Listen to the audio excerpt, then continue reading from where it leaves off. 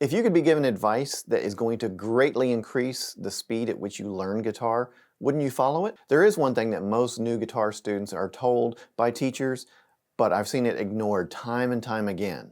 And that is why I really emphasize it with all of my students so that it becomes a habit for them and they decrease the amount of time they have to spend learning on the guitar. The concept is how to use repetition in your practice sessions, but there's a very specific way at how you need to use repetitions, and that's what we're covering today. And if you follow these basic concepts, you will be able to spend less time practicing while making more progress on the guitar. By the way, if you're new to my channel, make sure to get your copy of the Beginner Soloist Handbook that I've put together for you. The link is in the description below, and it's got all kinds of scales and arpeggios and resources to help you along your journey. I'm going to split our discussion into 3 sections or levels. You need to accomplish level 1 before moving to level 2, and you need to accomplish level 2 before moving to level 3. By being organized in this way, you will make sure that you are learning faster and what you are learning will stick with you. Now, the 3 levels we will refer to as learning levels, and they all involve repetitions, but each level has a different focus. For level 1, when I tell students to do repetitions, I have to be very specific, because in level 1, all I want you to work on is the order of the notes or chords in the particular lick or phrase that you're working on. You're trying to figure out which fingers you're going to use on which string, you're trying to figure out how you're going to pick through it, all those sort of technique-based things. And of course, you want to make sure that you commit it to memory so that you're not having to look at a piece of paper the entire time. Let's just take this phrase here for example. So I have to work on a bend and make sure that I'm getting my bend where I need it to go, a full step.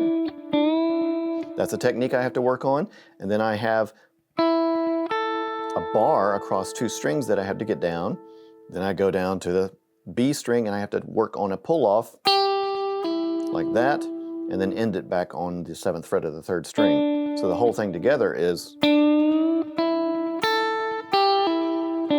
But you'll also notice that I have a rhythm to work on, right?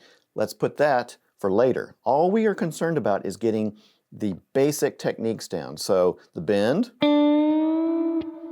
the bar, and the pull-off. That's all I'm working on here, and I'm going to repeat it, and I don't care about rhythm, timing, anything like that. Just get the basic techniques down.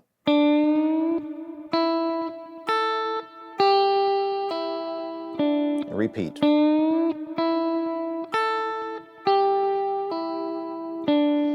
Now, I realize you're probably going to play that much slower because you're just learning the order of the notes and a couple of little techniques in there. That's okay. That's all we want to do. But make sure to do multiple repetitions of that in the same session. In level 1, players tend to get bogged down, frustrated, and they only repeat it a couple times and walk away and hope to come back to it tomorrow. That's not going to help. Once you get the order of the notes down and the basic little bends and pull-offs and that sort of thing, then you do it 10, 15 times in a row, more if you can, but at least 10 or 15 times in a row, so that you are committing to memory the technical aspects of which finger is doing what and how you're making these movements on the fretboard. A basketball player never got good at shooting free throws by simply shooting a few here and there. You've got to do a lot of repetitions. Larry Bird famously shot 100 free throws for every one that he missed in a game. He wanted that muscle memory, and musicians need to have muscle memory as well. So don't let level 1 be your nemesis. Make sure that you get the order of the notes down of whatever lick or phrase you're working on, and do it 10, 15, 20 times in a row. Even if it's sloppy, that's okay. Just make sure that you're going through the order that you need to play these notes and getting the technical aspects down. Once you've conquered level 1, we go to level 2. In level 2, we are learning the rhythmic aspects of the lick or phrase or chord progression, whatever it may be. Now, all rhythmic aspects of whatever you might be learning are going to be useless if you can't remember the order of the notes exactly, or you don't know which finger you're going to next. That's why level 1 is so important. Get that done first. Level 2, we can start working on the rhythm. Let me play this lick one more time for you.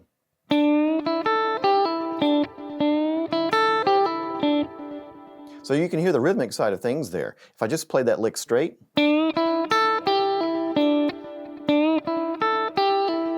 it's not what I want.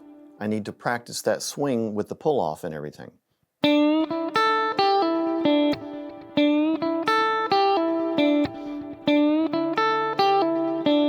And you do your repetitions here too, because you've got to ingrain that sort of rhythm into your playing. It's like if I were playing Enter Sandman.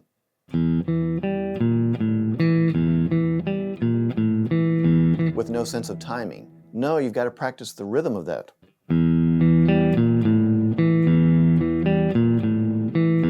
It's more than just finger movements. We've got to get the timing right to make the lick sound right. So level 2 is complete focus on rhythm and timing of whatever you may be working on. And this could be chord progressions too, but it simply comes down to the fact that this is where we are focusing on rhythm only, because you've already got the technical execution down in level 1, focus in level 2 on rhythm, and now, once you've accomplished that, we move to level 3. Now level 3 is where we practice on bringing whatever we've been working on up to tempo. Now the reason this focus of level 3 is incredibly important, because when you bring something up to tempo, your technique at how you execute it, depending on what you're playing, is going to change. We can have terrible technique at a super slow tempo. But when you play something faster and up to tempo, you tighten up your playing, your picking movements get a little smaller, those sort of things. So level 3 is super important as you work on bringing it faster and faster. Now when working in level 3 to try to push yourself to play it faster and faster until you get to the tempo of the song that you want to play, making mistakes is fine. That's what this level is about. And if you're getting 80–85% of the notes correct, that's fine. Those other mistakes will clean themselves up, and you're never going to get to that point if you don't push yourself. So if you're playing everything perfectly at half the goal tempo, you're wasting your time. Don't waste your practice session like that. Push yourself until you start making a couple of mistakes, and that's where you want to be, right there. Continue to push yourself in level 3 and make the mistakes, but do the repetitions again. The focus right now is simply pushing tempo, because in level 1 we learned the techniques, in level 2 we learned and focused on the rhythm, level 3, now it's all about pushing the tempo, because all those other things, the rhythm, the technique, are committed to memory. And you know, this goes beyond just learning a lick or a phrase. If you're going to learn an entire song, for example, make sure that you don't just play through the entire song and then you're like, whew, I got through that, now I can move on to another song. No, you need those repetitions with songs too. If you learn an entire song and the arrangement and you've got all the techniques down, repeat it 5 times. In that practice session, that will pay off way more than if you just do it once and then try to come back to it the next day, because you'll tend to have to relearn a lot of what you've forgotten. Once you made it through level 3, you should be playing what you learned up to tempo. These were all learning phases. Now you can move on to real practice. Real practice is where you play a lick, a phrase, a song, whatever it may be that you were working on, and you make it musical. So make sure you distinguish learning from practicing. When I'm learning a brand new phrase and getting the order of the notes down that I've never played before, that's not really practice. I'm just learning orders of notes and how I'm going to pick them and execute them. Practicing is where I'm trying to make that musical. So I know it up to tempo, and now I'm trying to make it sound quite musical and fit into a piece nicely. You don't want your rhythm or your licks or phrases to sound like a robot is playing them. So it's crucial that you do all this sort of practice over music and make it musical in that way, not just over a metronome or outside of the context of music. Nobody really cares about a well-executed guitar lick on its own, but they do care about it if it's in the perfect place in a piece of music and elevates that music to another place. Making it musical will make it memorable. And if you enjoyed today's content, please make sure to hit that like button. It really does help my channel, and subscribe if you will. And a fantastic free way that you can support my channel is if you're already buying strings or guitars or picks or anything musical, shop through my Sweetwater affiliate links down below. It doesn't cost you anything extra, but it will help support my channel in a small way. Thank you all so much for watching. I'll see you all next time.